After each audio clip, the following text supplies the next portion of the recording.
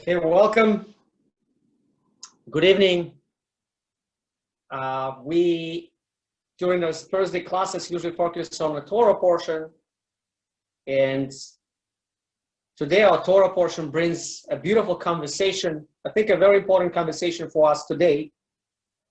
It's important because we have this gift that I think we as the Jewish people need to appreciate. We have our own country, the land of Israel, which is a modern, vibrant country now in the 21st century. Those with us on Zoom can see a beautiful image taken from the Mount of Olives overlooking the Temple Mount.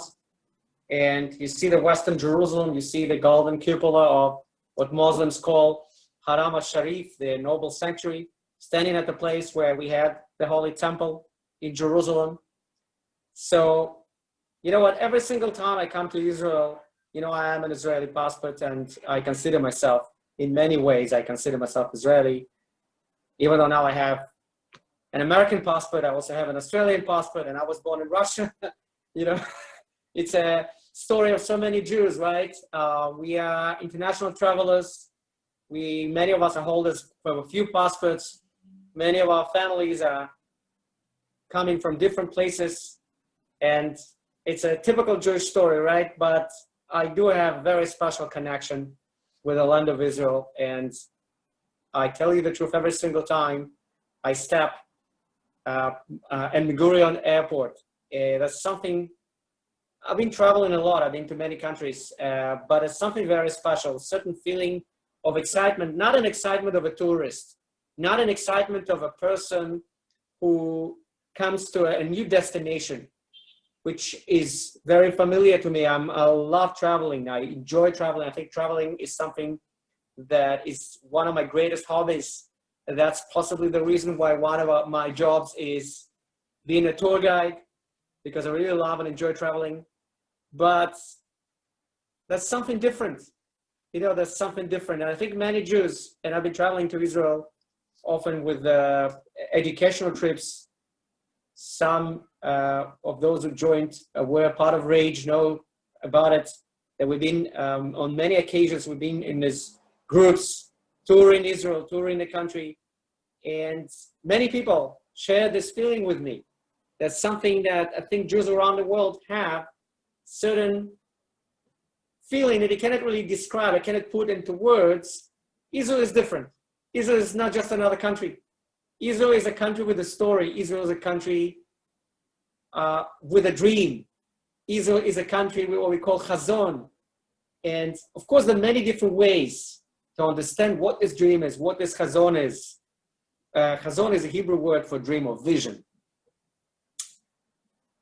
As one of my favorite rabbis, Rabbi Lord Jonathan Sachs, eloquently puts it, he says, there's only two countries in the world that were born out of some idea or concept. That's the United States, which was established by the founding fathers on certain principles and ideas, also rooted in the Bible, in the Hebrew Bible, by the way, and of course Israel, which is a modern day secular state, at the same time established by a large extent, to a large extent, on a vision, a very traditional Jewish vision of coming back to Zion, building our national home in our homeland.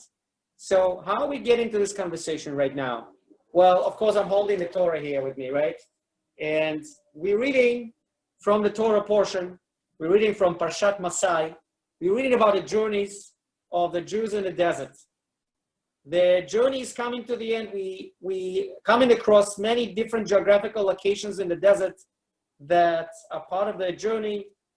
And finally, we get to a point where in the next chapter, Hashem, God the Almighty, is telling the Jewish people what going to be the boundaries, what going to be the boundaries of the land. So we have, usually in a modern edition of the Torah, like the art school edition here, you're going to have a map.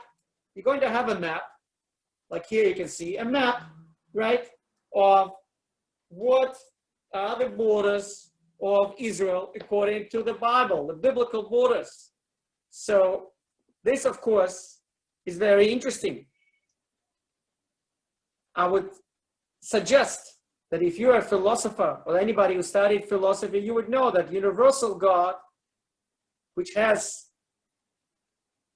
certain universal principles and ideas of truth with a capital T, of justice, of all the ideas and principles that we believe in, why should he be limiting himself to a particular place on the planet Earth called Israel?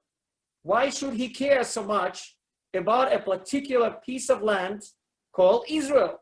Why this should be so important? And that's a question that, of course, raises a significant amount of tension. We are, on one hand, believers of one God who's not just the God of the Jewish people. We believe Hashem, God the Almighty, being the God of the whole world.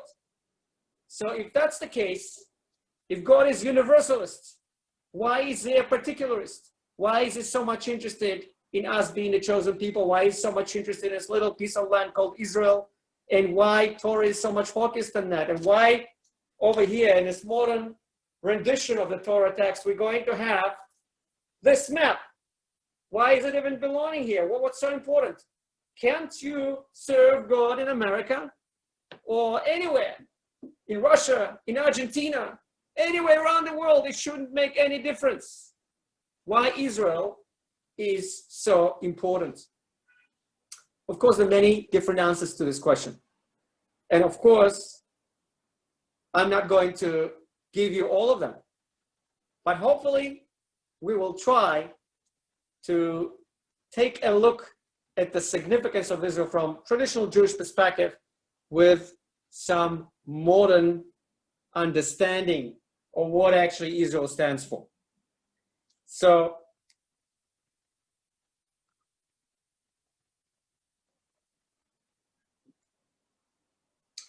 first of all, I'd like to share with you some thoughts of Rabbi Sachs on this topic. And Rabbi Sachs, if anything, you know, a former chief rabbi of England, and his official position being the chief rabbi of United Hebrew Congregations. He's the chief rabbi not just of England, but also of the Commonwealth countries. He is a rabbi living in diaspora. He is a rabbi who carries on a long-standing tradition of Jewish communities living outside the land of Israel. It's interesting to see what he has to say on the subject. So he speaks a lot about this tension, a very real tension between what appears to be two opposites. It says on one hand, wherever the Jewish people went into exile, the moment Jewish people went into exile, into Galut, Shekhinah, the divine presence, was exiled with them. Divine presence also leaves the land. It's not present there. It goes with the Jews to a place where they are. So that suggests you can worship God anywhere in the world. It shouldn't make a difference. And that makes a lot of sense if we believe God being the God of the whole world. It's not just a tribal God of the Jews. I remember myself standing in Hobart, Tasmania, in one of the very interesting synagogues, which is being built for, guess whom? For the Jewish convicts. First Australians of Israelite faith. That's Jewish Australians. Were like first Australians in general, were convicts. So you have a special section there for convicts. It's a very interesting building. It was built beginning of 19th century. But of course, it's in the National Heritage Fund of Australia. It's really fascinating to see how far the Jews got. Tasmania, it's an isolated island off the mainland Australia. I flew there, I saw the building, and you know what struck me the most, I tell you? What it says in the front of the building on a portal, you have a beautiful passage taken from the Torah. And it says there, Kol makom asher azkir shmi evo elecha uberachticha. Any place you shall come to, says God, I will come there and I will give you a blessing. So standing literally at the end of the world, Tasmania, Hobart, Tasmania, in the middle of Who knows how far away it is from Jerusalem? You know, for centuries, people didn't even know the existence of Australia. It was only discovered not so long ago, right? And it's literally the end of the world. And you have the Jews living there. You have Jewish communities prospering there. And you have a synagogue, which is a testimony to the fact that there can be living Judaism anywhere around the world. It's possible. It's doable. And God says, any place that you're going to remember me, I will come there and I will give you a blessing. So that seems to indicate that God is present anywhere. And that's how we call God Makom. Makom means place. God is the place of the world, not the other way around. So it almost appears as some sort of a contradiction. How come then God is so obsessed with a particular piece of land called Israel? But of course, on the other hand, we also read in the Talmud, the one who leaves Israel to live elsewhere is as if he has no God. Wow, that's a very strong statement. It says literally, that's what it says. That's what rabbis of the Talmud are saying. That a person who leaves Israel to live in another country, it's as if he has no God. We just said that. We believe that God is with us whenever we are. So it's not a contradiction. Can one serve God, find God, experience God outside of the land of Israel? Asking Rabbi Sachs. And of course the answer seems to be, of course yes. But, as very often we find in Judaism, you know what? This is my favorite joke about yeshiva experience. I always tell people, if you want to look smart, any question they ask you, you should always, if you have a beard, you should do this, right? But if you don't have a beard, you can just look and say, you know what? It's machloket. Machloket means arguments. Because we Jews have arguments about almost every single thing. So here, something that appears to be a simple thing. Can one serve God outside of the land of Israel, experience presence of God? The answer should be a simple yes, right? However, it's yes, but there's also a but. It's yes, but there's also a but. It's not so simple. We saw a very harsh statement from our rabbis that if you leave the land of Israel, it's as if you left God. It's as if you go and serve foreign gods because you live in a different land. You're, so to speak, less connected to God. So what is this? How are we to understand this tension? There's an obvious tension between those two, between universalism and particularism, between us being particularly interested in a specific piece of land, that's Israel, in us being living all around the world.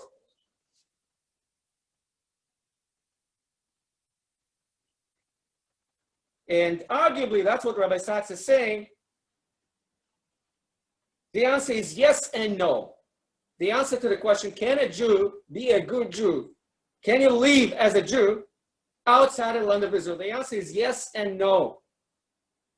If it would be only yes, there will be no incentive for us to return. We would stay where we are. We would forever stay in diaspora, but we understand all our prayers. Take a look at what we say after what we call grace after meal, Birkat HaMazon. We eat food, right? So obviously we start with saying, thank you, God, for giving us the good food. That's the first blessing, right? What's the second blessing in Birkat HaMazon? The second is a special blessing for the land of Israel. What's the third blessing? The third is a special blessing for Jerusalem. Now, of course, the question is how Jerusalem got in there. How the land of Israel got in there. I just ate some food. Think about some other ceremonies we have. The bride and the groom, the happiest day of their life. They're standing on the chuppah, on the wedding canopy. And at the height of their joy, what are they doing? They're breaking the glass. And what are they saying? If I forget you, Jerusalem. If I forget you, Jerusalem. We remember, we do it in order not to forget, in order to remind ourselves that our joy cannot be complete until we rebuild Jerusalem, until we return to the Holy Land. That's remarkable. And you find it everywhere. You find it, of course, in our daily prayers. You find it in the most important daily prayer called Amidah. You have a special blessing for us to return to the land of Israel. for us to ask God to rebuild Jerusalem. So these are very important items on a Jewish menu. These are key elements of what Judaism is about. So it couldn't be simple yes. If I could be as good of a Jew in America or in Australia or in Russia as I am in Israel, there would be no incentive for me to return. On the other hand, it cannot be just a simple no, because if that would be a simple no, there would be no Judaism outside of the land of Israel. And as a matter of fact, we proved to be very resilient people. You think about what happened after the destruction of the first temple. You take a look at the map of ancient Israel of biblical times, 2,500 years ago, and you're going to see all awkward names. We have been surrounded by nations, Ammonites, Moabites. They also went into exile. They also were exiled by Assyrians and later Babylonians. And what did remain of them? Nothing. How so? Because they left their land. And once you leave your land, you become culturally assimilated. You simply become part of another nation. The only known exception to me is the Jewish people.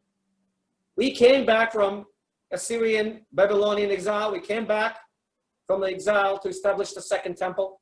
We stayed in the land. We got into exile again after Romans destroyed the second temple. And now we're holding, within the 3 weeks, when we having a period of national mourning, culminating with the 9th of Av, which is, of course, the day of destruction of the temple. The first temple and traditionally the second temple, they both traditionally were destroyed on that day. So we remember, we keep that memory. As a famous story goes, Napoleon, during his conquest of Russia, passes through a Jewish village, Jewish tunnel. And all of a sudden he hears people are crying and weeping. And of course, it's an anecdote. I don't think Napoleon would have noticed things like that, but well, it's an anecdote. It's a story. And the story goes, he sends one of his officers to find out what's going on.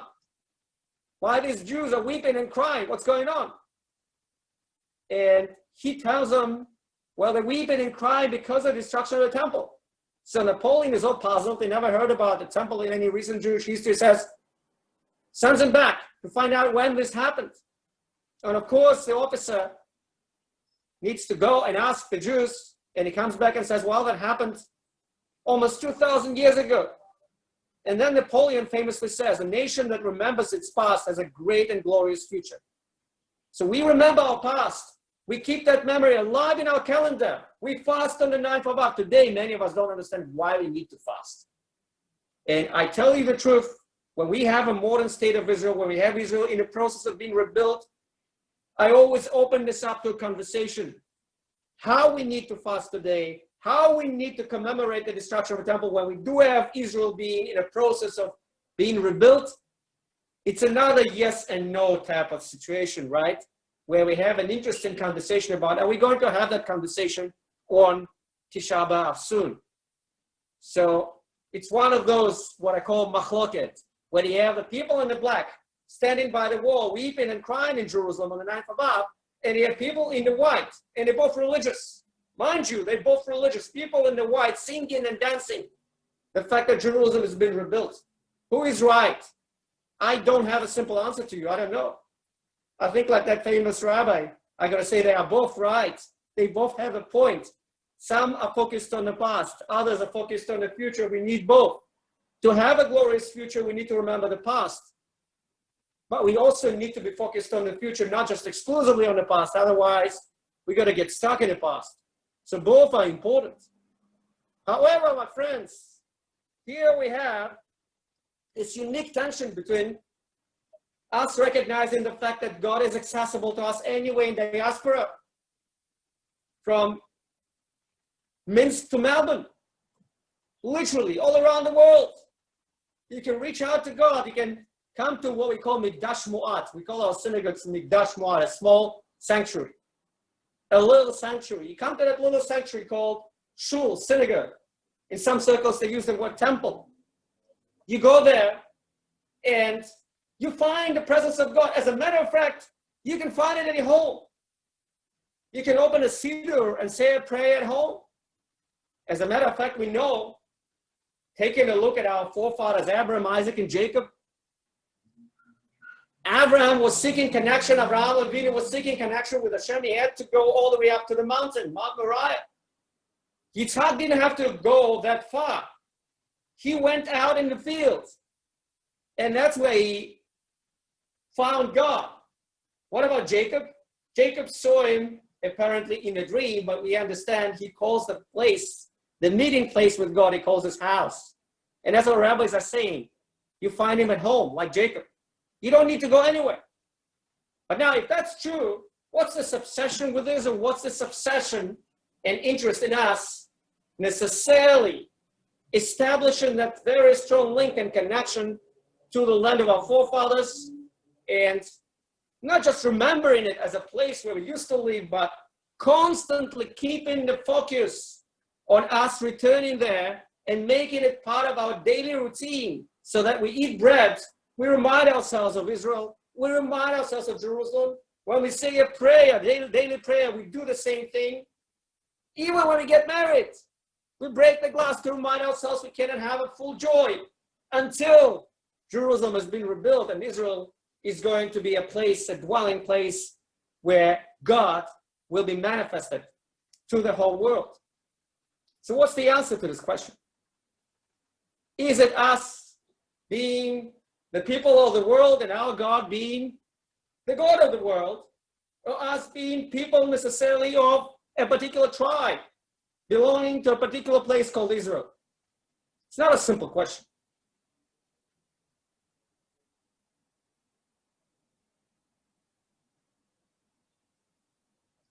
We have some of the great rabbis in our past. One of them notably Nachmanides, Ramban, with N at the end. Rambam, Maimonides, of course, I heard of him, but I'm not talking about Maimonides right now. I'm talking about Nachmanides, who lived in northern Spain. And famously enough, he got involved at some point in a dispute with an apostate, with a Jew who converted to Christianity. It was an attempt of the local rulers to get Jews to convert. He won that dispute, but after winning that dispute, he was kindly told by the king of Aragon, it's not safe for you to stay in Spain. Local priests are not going to appreciate the fact that he won in that dispute against the Christians. He gave him a significant amount of money and they sent him away. So where did Ramban go? He went to the land of Israel. And today, if you come to Jerusalem, one of the most famous synagogues adjacent today to the famous Hurva synagogue in the Jewish quarter of Jerusalem, of the old city of Jerusalem, is known as Ramban's synagogue. He came there. There was a very small Jewish community. By the way, throughout all these years of exile, let us not forget there's always been a small group of Jews who stayed in Israel. As a matter of fact, you'd be so surprised. We're talking here about medieval times. Jews, it seems, never left, even during the Crusades. When Crusaders took Jerusalem, of course, they made it Judenfrei.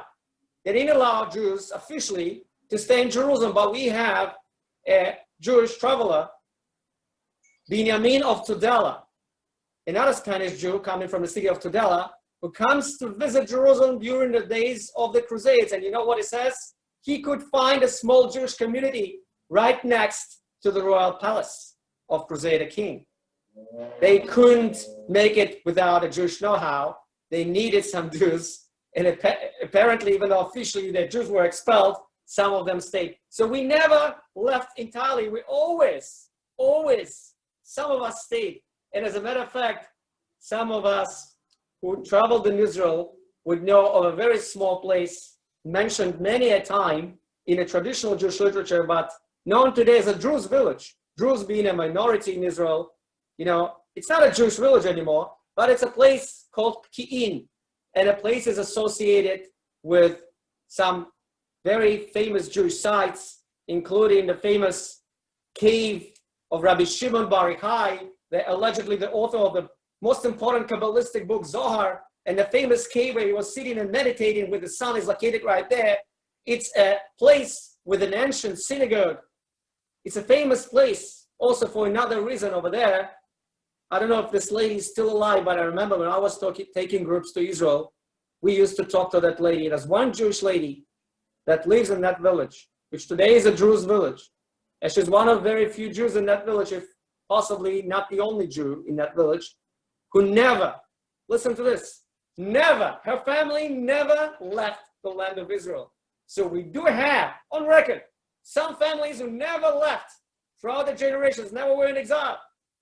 And she speaks heavily accented Hebrew with some sort, because she's so much used to speak Arabic. She lives among Druze people for a very long time, and her Hebrew is with a heavy accent, but she happens to be one of those who never left.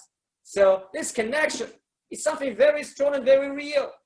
You see, many nations went into exile, and what usually would happen to them, they would get culturally assimilated and would never remember their language, their culture, their land. We somehow made it part of our religion.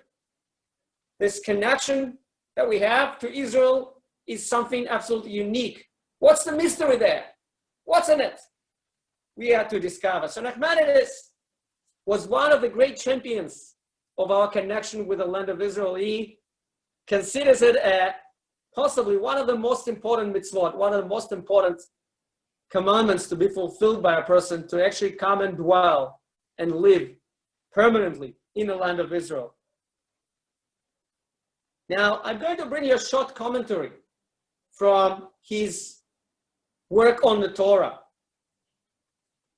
He says like this, explaining what's so unique about Israel. He says like this: God created everything and placed the power over the ones below in the ones above, and placed over each and every people in their lands, according to their nations, a star and a specific constellation. That's this Jewish concept, Jewish idea that has to do a little bit with astrology, with all sorts of sciences of the occult, right? That each and every nation has a spiritual connection, a unique spiritual connection through an angel, through a constellation. But, listen to this, the land of Israel, in the middle of the inhabited earth, is the inheritance of God. There is no particular angel. There is no particular constellation. It's connected directly to HaKadosh Baruch Hu, to Hashem, to God.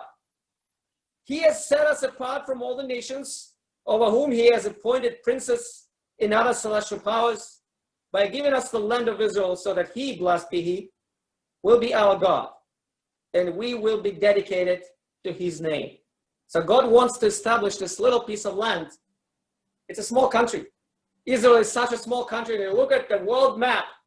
I remember it since my childhood. When I was 5 or 6, I used to play that game. I had a huge map on my wall hanging in my room.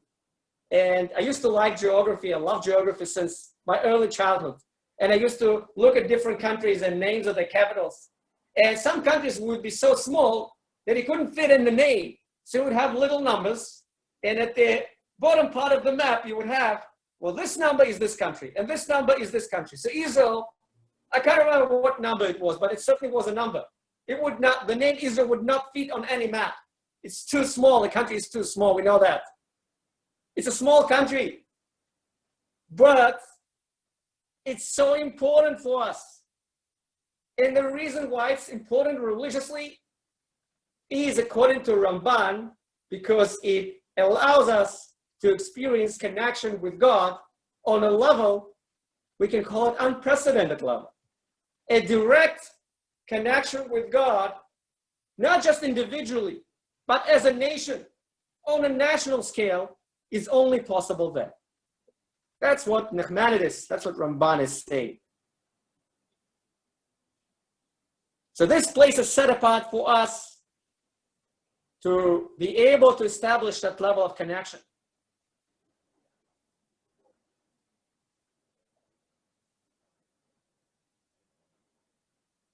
And here comes a very important point we often overlook, especially here in the West. We live in the Western world, and Western civilization adopted many values from Judaism. We even use in the West this concept, we call it Judeo-Christian values. We can think of some of the key ideas from the Torah. The sacredness of human life, human existence. That's the basic foundation of humanism, of a modern culture, of a modern Western culture. Is coming straight from the Torah. Torah is telling us that Adam was created in the image of God. It's a beautiful biblical concept and idea, very deep, very important, profound, that to a large extent was absorbed by the Western society.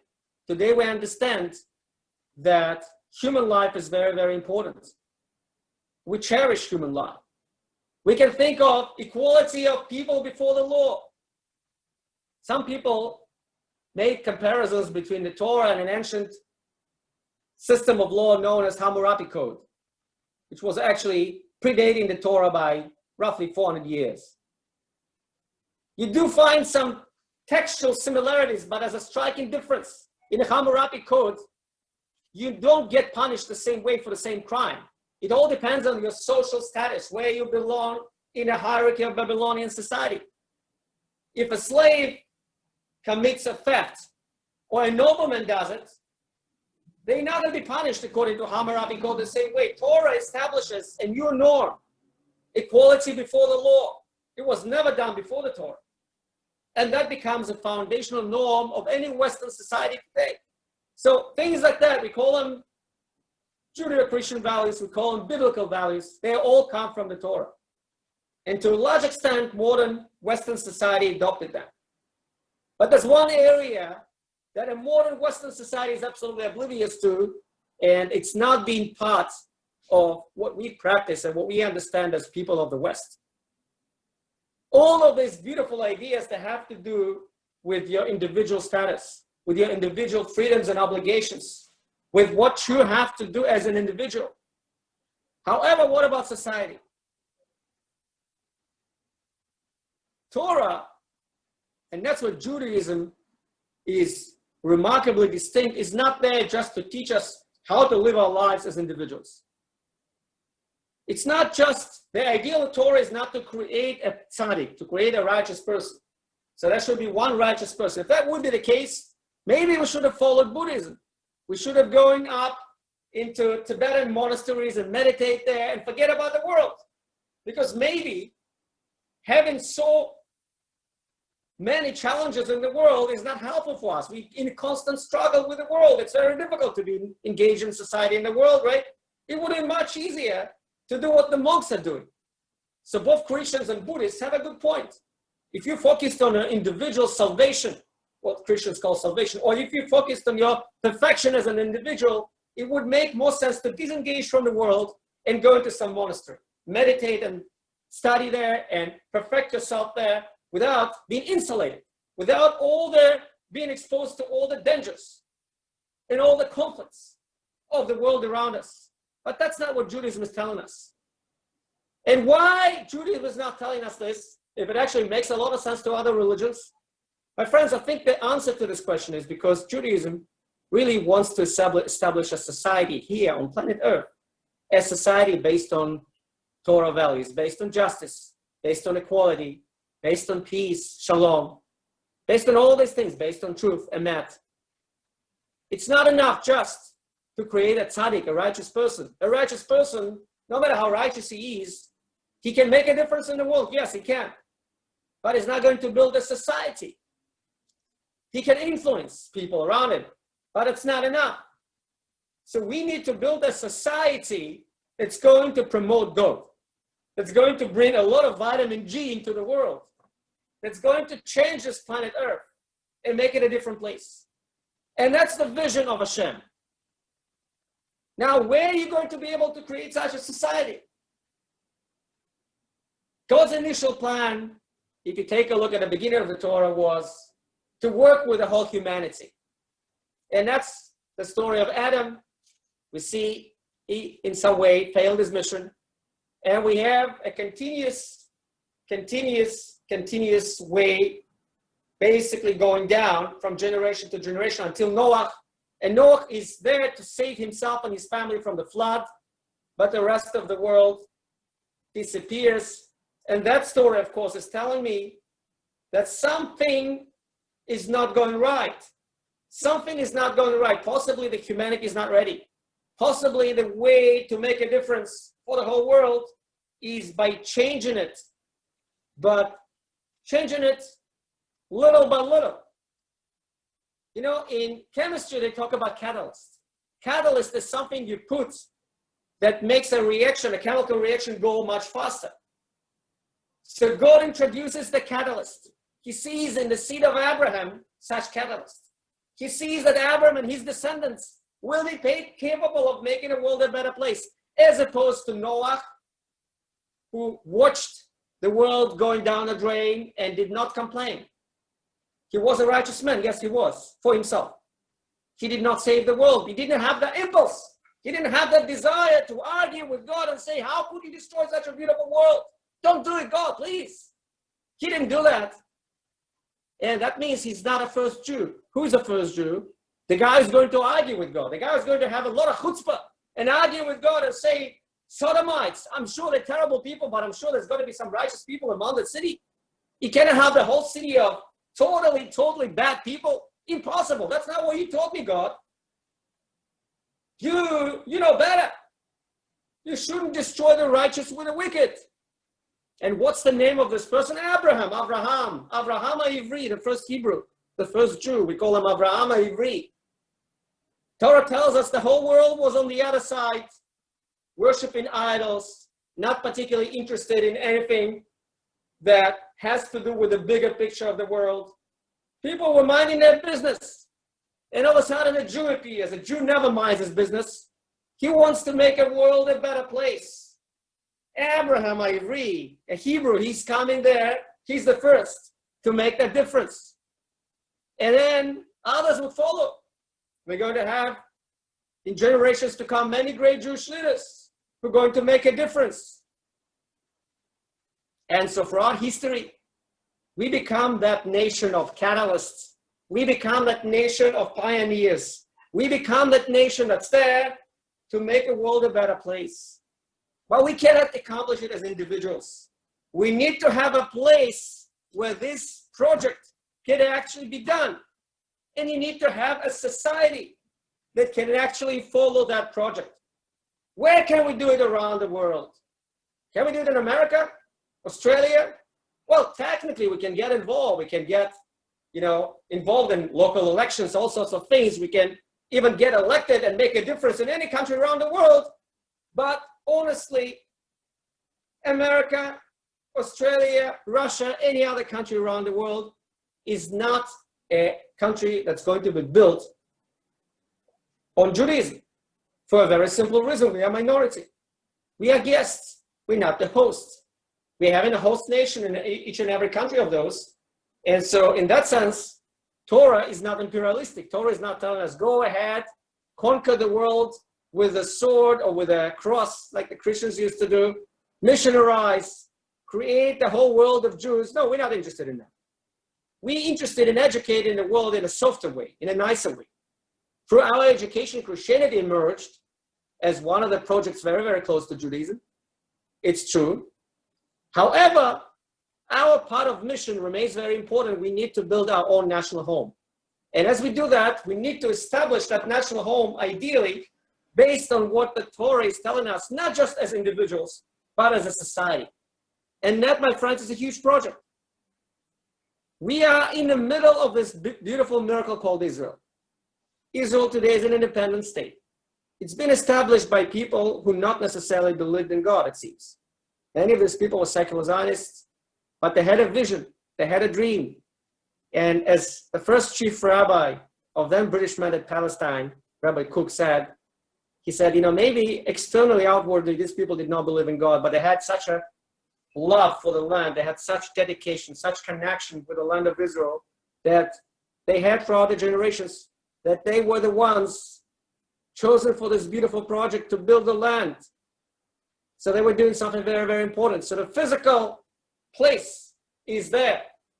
We have our sovereign state, we have our sovereign country. Next comes the challenge to make it a place that's actually going to be not just some sort of another Switzerland. Switzerland's a good example, one of the important politicians in Israel, Shimon Peres, once wrote a book where he shared his vision for Israel. And he compared Israel with Switzerland. He wanted to see a place where there's going to be safety and prosperity, and where we're going to be living in peace with the nations around us. Is there anything wrong with that vision? It seems there's nothing wrong with that. It's beautiful. I've been to Switzerland. It's a beautiful country. It's a wonderful country. Of course, there's a bit of a delusional thinking that we understand we're not surrounded by Europeans. We're surrounded by other nations with their culture. Arabs are proud people. They have their own nationalism.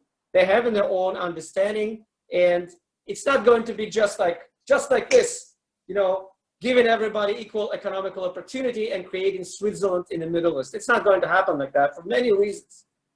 But what's most misguided in this understanding is that comparing Israel with Switzerland would actually be a ridiculous thing if you look at this book. Are we called to build just a place of material well-being and success, or we are called to build something that's going to make the whole world a better place? We haven't such a great idealism. We shouldn't, get satisfied with just material well-being, which is what Switzerland represents in that particular vision of Shimon Peres. So yes, material blessing is also important. It's an important part of it, of course.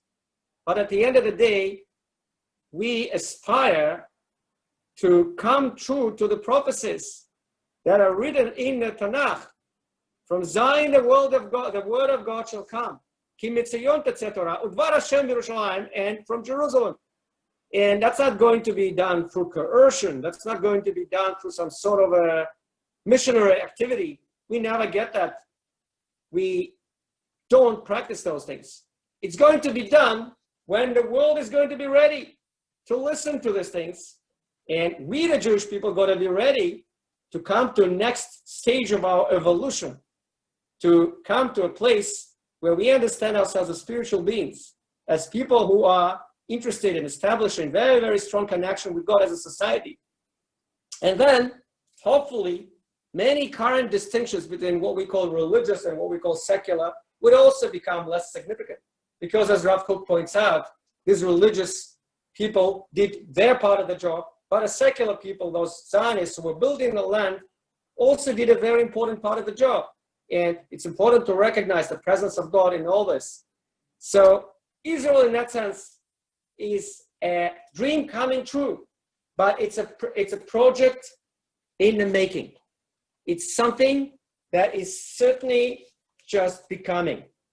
And going back to what we started with saying that on one hand, one can worship God anywhere around the world. And one could be a good Jew in America, in Australia, or in Russia. That's true. It's certainly true today.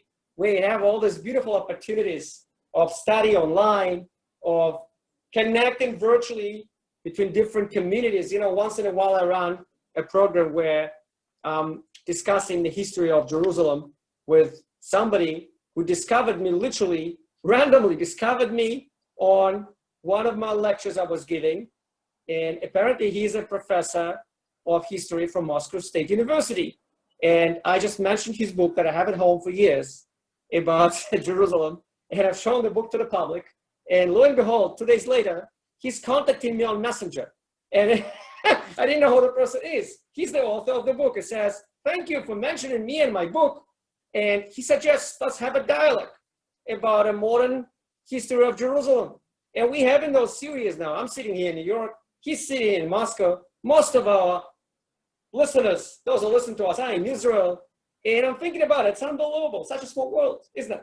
It's unbelievable. The power of communication. It's there for us. It's available. It's beautiful.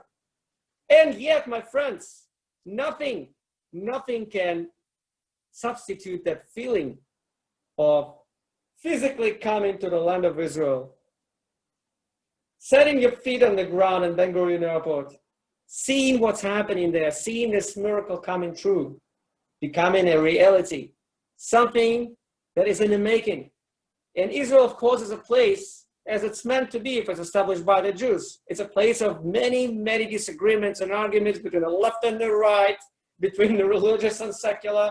And many people are very disappointed why this is the case. I would argue, well, would you rather live in an authoritarian country that everybody follows the same rule and nobody has the freedom to express himself? I don't think so. So yes, Israel is a country full of challenges, much like the Jewish people. But we have in this now as a beautiful opportunity in the 21st century. It's there for us. It's a true miracle that we didn't have for centuries. Now we connected it with the previous session we had earlier. We spoke about those mitzvot, those commandments that we do, that because of them, we can actually experience happiness in this world. Think about that list and think about what are the things we mentioned in that list. We spoke about being able to study Torah, being able to educate yourself. This is something we can do as individuals anywhere around the world.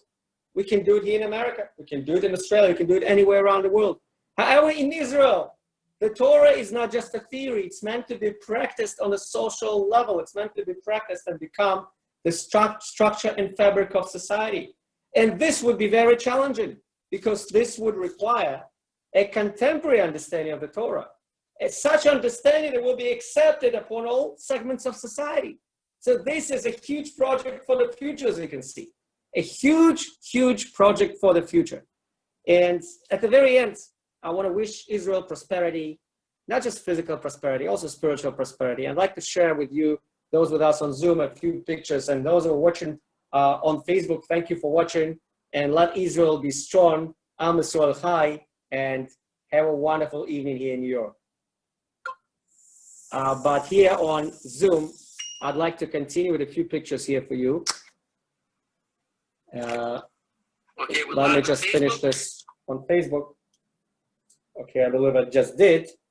And I'm going to show you a few beautiful images that I've prepared for you from different locations around Israel.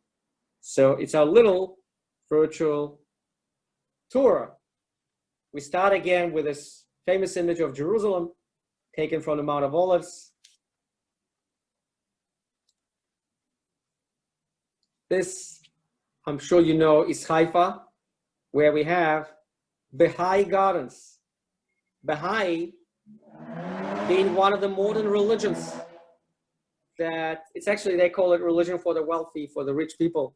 They kind of took, it's a syncretic religion. They took ideas from all sorts of different religions and they combined them from Christianity, from Buddhism, from Islam. It's a religion that was born in Persia. They were persecuted by Muslims. And guess what? Where is their world headquarters? In Israel, in Haifa. And what you see is this beautiful garden, Baha'i garden. And what you see a little lower is their shrine. And it's overlooking, of course, the beautiful Mediterranean Sea. City of Haifa being one of our biggest cities in Israel. It's on the northern side of the Mediterranean coast of Israel. Here we have Old Jaffa. And at the back, you can see those skyscrapers, of course. This is already the coastline of Tel Aviv, or modern Tel Aviv. Jaffa being one of the oldest cities, and Tel Aviv being a symbol of a new Zionist Aliyah. It's a modern, vibrant city. It's a secular city, as we know. Jaffa being an interesting also because it's a place where we do have mixed population. We have Jews and Arabs living together relatively peacefully. I can't say it's ideal. You know, I'm not an idealist, I'm a realist when it comes to this, but more or less peacefully, and it's very good to see this. So this is the old Jaffa and Tel Aviv being in the background. Here, of course, we have the coast of the Dead Sea. One of the miracles of Israel, we have this lake. Technically, it's not a sea, it's a lake, but we call it sea. And the reason it's been called Dead Sea, of course, because of very high salinity. We know that almost no flora can live in its waters, almost, because some actually can. It's been recently discovered despite such a high salinity. And of course, you know that they have the sea salt coming from the Dead Sea that is being served everywhere in Israel. And also the waters are considered to be very healthy because of the minerals, and you have all sorts of resorts on the Dead Sea coast. What is this place?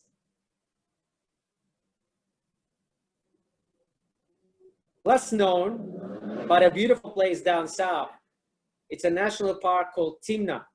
Timna National Park, not far from Eilat. Beautiful, beautiful place. You see the red mountains of southern Negev, very, very close to Eilat, all the way down south. This is, of course, what we call Kinneret in Hebrew. In English, the Sea of Galilee. One of the major cities there being Tiberias. Tiberias, the name itself, it's a city established by the Romans.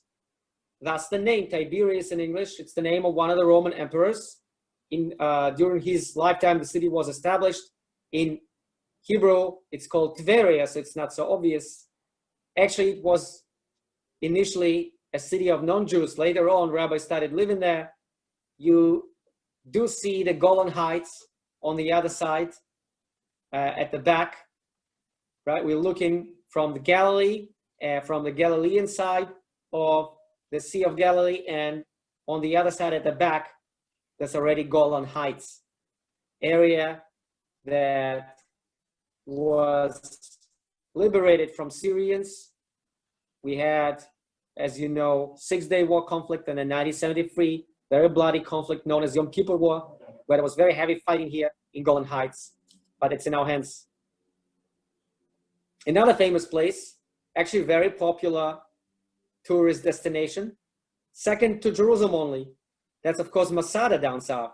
Almost 1 million tourists visits Masada every year, many of them being Christian, because the story of heroism of the last Jewish heroes who refused to surrender to the Romans and who committed suicide, but said they're not going to surrender to the Romans.